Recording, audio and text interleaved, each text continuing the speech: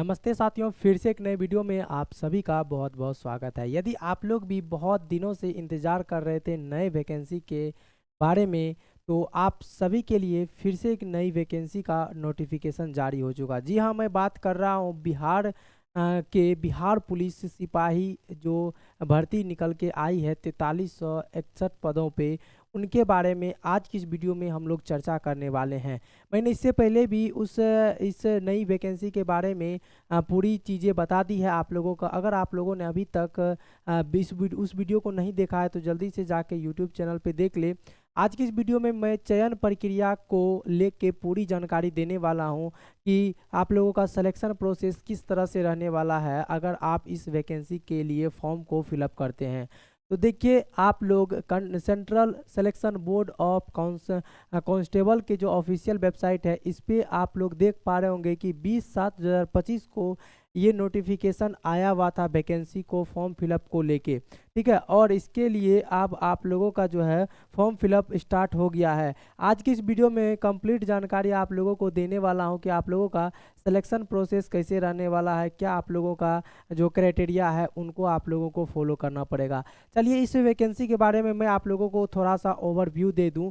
तो जैसा कि आप लोग देख पा रहे होंगे कि इस वैकेंसी को लेके जो आवेदन प्रक्रिया है 21/7/2025 से आरंभ की जा रही है और आप लोगों का लास्ट डेट जो है 20/8/2025 रखा गया है। ठीक है, और इसमें जो कुल पदों की बात की जाए, टोटल पोस्ट और नंबर ऑफ टोटल पोस्ट, तो 4361 कुल पद रखे गए हैं, जो कि पूरी तरीके से क्या है, चालक सिपाही भर्ती के लिए यानी कि ड्राइवर के पदों के लिए ये जो है वैकेंसी का जो नोटिफिकेशन आया हुआ है।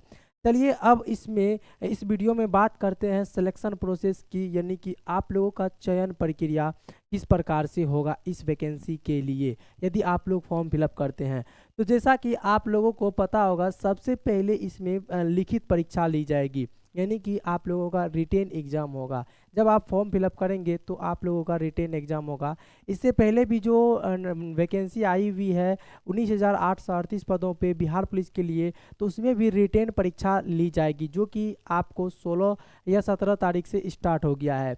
तो आप लोगों को पता है कि सबसे पहले क्या होगा, आप लोगों का रिटेन एग्जाम होगा। ठीक है, आप लोगों का रिटेन एग्जाम होगा। अब देखिए, इसमें अगर आप आवेदन करते हैं तो पूरा आप लोगों का आवेदन जो है फॉर्म चेक किया जाएगा, और आप लोगों का फॉर्म अगर सही रहा सब कुछ, तो आप लोगों को रिटेन एग्जाम के लिए यहाँ पे क्वालिफाई मांगने जाएंगे। नहीं तो इससे पहले अगर आप लोगों को पता होगा 19,000 जो 838 पदों के लिए जितने भी कैंडिडेट फॉर्म को फिलअप किए थे, उसमें से लगभग 30,000 ऐसे कैंडिडेट थे जिनका कि फॉर्म को रिजेक्ट कर दिया गया, यानी वो रिटेन एग्जाम भी नहीं दे पाएंगे। तो इसलिए आप जब फॉर्म को फिलअप करें तो अच्छे तरीके से आप क्या करेंगे, फॉर्म को फिलअप करेंगे।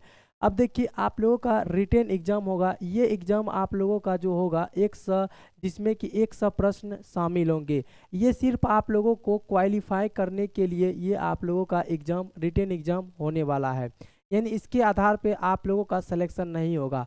आप अगर इसमें क्वालिफाई कर जाते हैं तब अगले चरण के लिए आप लोग क्या करेंगे, एलिजिबल हो जाएंगे, यानी अगले स्टेप के लिए। अब अगला स्टेप क्या है, चलिए उसको देखते हैं। अगर आपका रिटेन एग्जाम हो जाता है, ठीक है, जब आपका रिटेन एग्जाम हो जाता है तब आप लोगों का द्वितीय जो चरण होगा पीटी होगा, यानी कि शारीरिक परीक्षा होगी। ठीक है, शारीरिक परीक्षा देखिए, अब लिखित परीक्षा के आधार पर पात्र उम्मीदवार को निर्धारित अनुपात में शारीरिक दक्षता परीक्षा के लिए बुलाया जाएगा। ठीक है, यानी कि आप लोगों का पीटी होगा। ये चीज़ आप लोगों को ध्यान रखनी है। ठीक है, अब देखिए, यहाँ पे कुछ क्राइटेरिया है, जैसे कि अभ्यर्थी को शारीरिक दक्षता परीक्षा में शामिल होने एवं उनमें सफल होना अनिवार्य होगा। यानी कि अगर आप जो शारीरिक लिखित परीक्षा यानी रिटेन एग्जाम पास कर जाते हैं तो आप लोगों को शारीरिक परीक्षा के लिए यानी फिजिकल टेस्ट के लिए बुलाया जाएगा, उसमें आप लोगों को क्वालिफाई करना है। अब देखिए, इसमें अगर आप शारीरिक परीक्षा देते हैं तो कुछ यहाँ पे चीज़ें रखी गई है, जैसे कि आप लोगों का दौड़ होगा।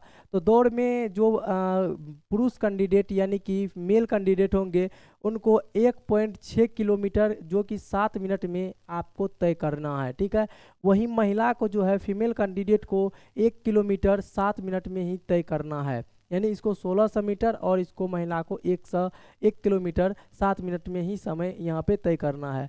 7 मिनट से अधिक समय लेने वाले अभ्यर्थी को असफल माना जाएगा। यदि आप 7 मिनट से ज़्यादा का समय लेते हैं तो आपको असफल माना जाएगा। तो ये चीज़ें आपको ध्यान रखनी है। अब आते हैं, बात करते हैं यहाँ पे कि हम लोग जितने भी उम्मीदवार शारीरिक दक्षता परीक्षा के अंतर्गत निम्न परीक्षा में उत्तीर्ण होना आवश्यक है। अब आप लोगों को देखिएगा तो पुरुष जो उम्मीदवार होंगे उनको और ऊंचा कूद, लंबी कूद एवं गोला फेंक करना होगा, जिनमें कि अगर आप ऊंची कूद की बात करें तो 3 फीट 6 इंच आपको पुरुष है तो करना पड़ेगा, और वहीं लंबी कूद 10 फीट करना पड़ेगा, और गोला फेंक 14 फीट कम से कम।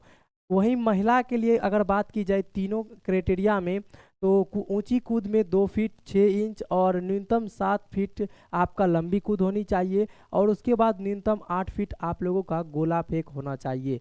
तो ये देखिए कुछ शारीरिक दक्षता के क्या है, तो क्राइटेरिया है, क्या क्या आप लोगों को करना पड़ेगा। ठीक है, नियत समय पुरुष के लिए 7 मिनट एवं महिला के लिए 7 मिनट में दौड़ पूरी करने वाले अभ्यर्थी को गोला फेंक एवं अथवा ऊंची कूद एवं लंबी कूद स्पर्धाओं में न्यूनतम विनियत मापदंड पूरा नहीं करने पर असफल घोषित कर दिया जाएगा। यानी अगर आप इसमें क्वालिफाई नहीं करते हैं तो आपको यहाँ से क्वालिफाई कर दिया जाएगा, अब आप अगले चरण में नहीं जा पाएंगे। तो ये चीज़ें आप लोगों को ध्यान रखनी है। चलिए अब आगे बात करते हैं तृतीय चरण यानी कि मोटर वाहन चालक संबंधी दक्षता। आप तो जान ही रहे कि ये जो वैकेंसी है पूर्ण रूपेण चालक भर्ती है, ठीक है, चालक सिपाही के लिए है। तो आप लोगों को गाड़ी चलाने का जो एक्सपीरियंस है, जो भी चीज़ें हैं वो आपको पात्रता मापदंड पूरे करने होंगे। इनके लिए आप लोगों को ड्राइविंग लाइसेंस भी देना होगा। ठीक है, तो देखिए यहाँ पे ये फिगर बनाए गए हैं, इस फिगर के अराउंड आप लोगों को गाड़ी अपना चलाना है। ठीक है, तो यहाँ पे पा रहे होंगे कि इस दक्षता जांच के अधिकतम अवधि अंक 100 होंगे। उम्मीदवार के प्रदर्शन यानी परफॉर्मेंस के आधार पर उन्हें निम्नलिखित रीति से अंक प्रदान किया जाएगा। अब आप लोग जैसे जैसे इसमें परफॉर्म करेंगे आपको उस टाइप से क्या होगा, नंबर दिए जाएंगे। अब देखिए समय और मिनट और गियर परिवर्तन एवं अंक आपको कितना मिलेगा, चलिए इसको जानते हैं। देखिए 1 मिनट तक अगर आप समय लेते हैं और 3 गियर लगाते हैं, परिवर्तन करते हैं, चेंज करते हैं, तो आपको 40 अंक मिलेगा। और आप अगर 1 मिनट के अंतर्गत 5 गियर चेंज करते हैं तो 32 यानी 32 अंक मिलेंगे। और 1 मिनट से अधिक परंतु 2 मिनट से अगर कम समय आप यूज करते हैं, 5 गियर लगाते हैं तो आपको 24 अंक। और 2 मिनट से अधिक परंतु 3 मिनट से कम करते हैं तो 5 गियर यूज करते हैं तो आपको 16 अंक मिलने वाले हैं। तो कुछ इस प्रकार से आप लोगों को क्या होगा, तृतीय चरण में आप लोगों को अंक मिलने वाला है, जो कि आपका ये फाइनल राउंड होगा। अब आप लोगों को दस्तावेज सत्यापन करना होगा। चौथे चरण की बात की जाए तो आप लोगों का डॉक्यूमेंट वेरिफिकेशन होगा। अब आप लोग ध्यान दीजिएगा कि डॉक्यूमेंट वेरिफिकेशन आपका उसी दिन हो जाएगा जिस दिन आप लोगों का चालक जो टेस्ट होंगे। यहाँ पे दिया गया है कि मोटर वाहन चालक संबंधी दक्षता जांच में सफल अभ्यर्थी के शैक्षणिक अर्हता, उम्र, वाहन चालक अक्षिप्त एवं आरक्षण दावों आदि से संबंधित दस्तावेज का सत्यापन प्रदर्शन द्वारा किया जाएगा। और दस्तावेज सत्यापन का कार्य यथासंभव मोटर वाहन चालक संबंधी दक्षता जांच के दिन ही किया जाएगा। ठीक है, तो आप लोगों को सभी डॉक्यूमेंट लेके वहाँ पे उपस्थित हो जाना है, जो कि यहाँ पे देख पा रहे होंगे कि सभी डॉक्यूमेंट के नाम दिए गए हैं। जैसे कि आपको वैध फोटो पहचान पत्र जैसे आधार कार्ड, ड्राइविंग लाइसेंस, मतदान, यानी आप कुछ भी आइडेंटिटी प्रूफ लेके यहाँ पे जा सकते हैं, 4-5 दिया हुआ है। जन्म तिथि प्रमाण पत्र जैसे में कि मैट्रिक का सक्षम सर्टिफिकेट एवं अंक प्रमाण पत्र की मूल प्रति आपको यहाँ पे यानी ओरिजिनल लेके जाना है।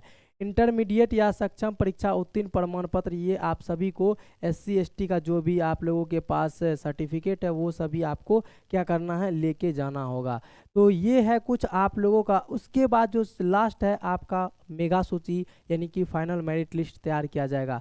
जितने भी कैंडिडेट इन सभी प्रक्रियाओं को फॉलो करके यानी कि उसमें पात्र हो के आ गए हैं तो उन लोगों का फाइनल मेरिट लिस्ट तैयार किया जाएगा। अब आप लोगों को आई होप कि जो जितनी भी जानकारी थी सिलेक्शन प्रोसेस को लेके कि किस टाइप से आप लोगों का सिलेक्शन किया जाएगा, कैसे आप लोगों का यहाँ पे सिलेक्शन होगा, कैसे क्या करना है, तो आई होप कि आप लोगों को चीज़ें क्लियर हो गई होगी। अगर आप सभी को किसी प्रकार का कोई दिक्कत हो, किसी प्रकार का कोई प्रश्न हो, तो आप हमें कमेंट में करें। मैं आप लोगों को जल्द से जल्द सभी चीज़ों का आंसर करने की कोशिश करूँगा। अगर आप लोग चाहते हैं कि लेटेस्ट जितनी भी वैकेंसी के जानकारी हो आप तक पहुंचे, तो अभी आप लोग चैनल को सब्सक्राइब कर लेंगे। मिलते हैं अगले वीडियो में। वीडियो देखने के लिए आप सभी का बहुत बहुत धन्यवाद।